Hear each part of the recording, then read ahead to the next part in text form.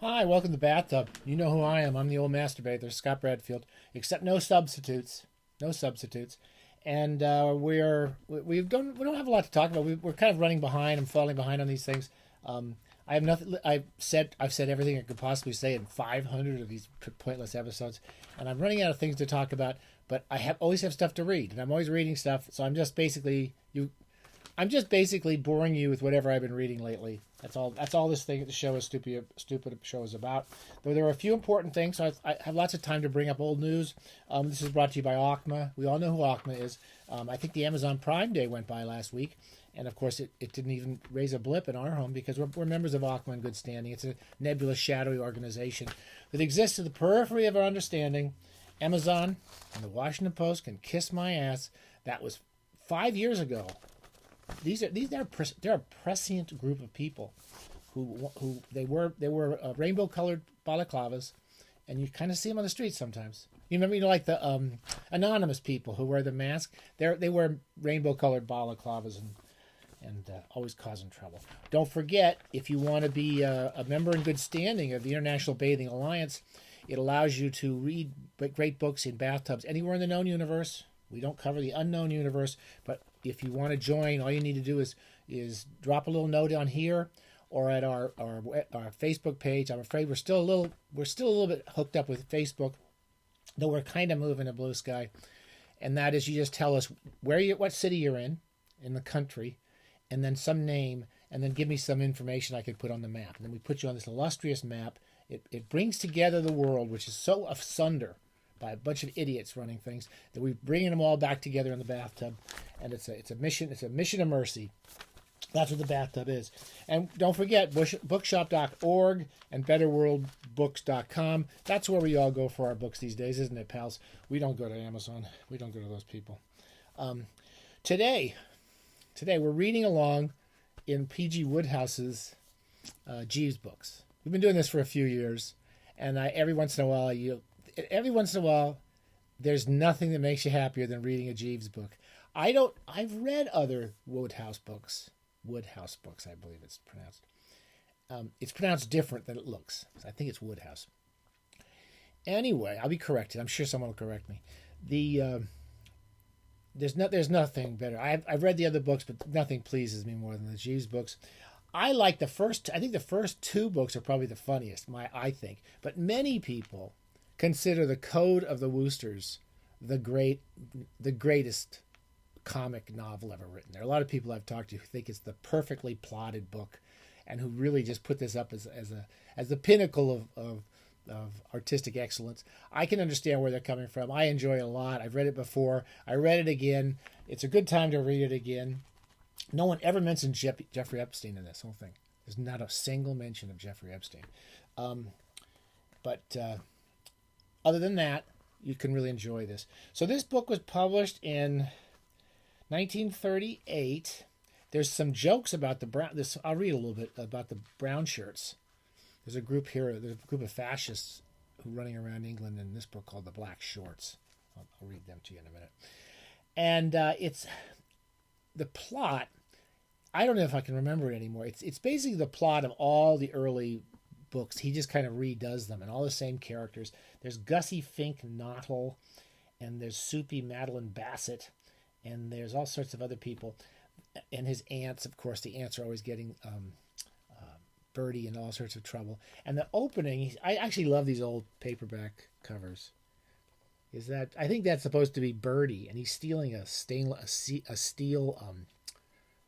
silver cow pitcher. I think it's a cream pitcher made like a cow, and it's made out of silver. Anyway, it's an antique, and the whole book kind of revolves around the fact that one of his aunt's husband wants to buy this antique, and he's afraid that this other rich guy is going to buy it instead, and the other rich guy does buy it instead, and the whole plot is Bertie A trying to go to this person's house and steal the coffee pitcher, the cow pitcher, whatever the heck it is. At the same time, I think there's two of his friends are having marriage problems, or they're about to get married, and the fiancés are about to break up. And Bertie never wants these women to break up with their fiancés because they all want to marry him afterwards. And he doesn't want to marry anybody except Jeeves. Anyway, I can't really describe the plot because it's just idiotic. And it's just basically one comic scene after another. It's a farce, so we never know what's going. Every time you think one thing's happening, something happened in the next room, and you can't put it down. And again, beautiful sentences, beautiful construction, beautiful paragraphs, and you just laugh out loud. And it's complete escapism. I got to say, I don't think it has anything to do with the horrors of the British aristocracy. It has nothing to do with them at all. It's like a pure mountain water. Anyway, I'm just going to read you 2 passages and then shut up.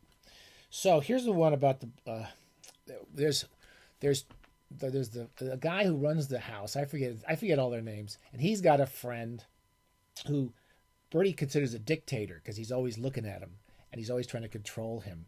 And Bertie, one of Bertie's friends, in order to not be afraid of one of these guys, has kept a book of notes of all the horrible things, like this guy has food on his face when he eats, or all this, or his farting noises, or whatever horrible things. He's kept a diary of all the horrible things to make this guy look ridiculous in his head, so he's never afraid of him. And of course, he loses this book and is afraid that this father, the uncle, and the woman he's marrying is going to get it. I'm sorry, I shouldn't even try to describe these plots. Anyway, he's talking about this one guy who he calls the dictator all the time. He's the one he's most afraid of, and Bertie has to get control over him. Anyway, he's having a talk about him, and who's he talking to here? I think he's talking to Gussie. Okay, and let me see here. I felt before proceeding further, I must get the lowdown on this Spode. His name is Roderick Spode.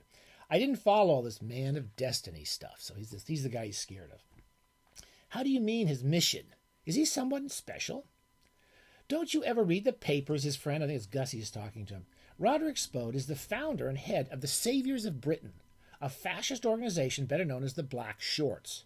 His general idea, if he doesn't get knocked on the head with a bottle in one of the frequent brawls in which he and his followers indulge, is to make himself a dictator. Well, I'm blowed, Bertie says. I was astounded at my keenness of perception. The moment I had set eyes on Spode, if you remember, I had said to myself, what ho, a dictator, and a dictator he had proved to be. I couldn't have made a better shot if I had been one of those detectives who see a chap walking along the street and deduce that he is a retired manufacturer of poppet valves named Robinson with rheumatism in one arm living at Clapham. Well, I'm dashed. I thought he was something of that sort, that chin, those eyes, and for that matter of that mustache. By the way, obviously he's got like a Hitler mustache. When you say shorts, you mean shirts, of course. No. By the time Spode formed his association, there were no shirts left. He and his adherents wear black shorts. Footer bags, you mean? Yes. How perfectly foul.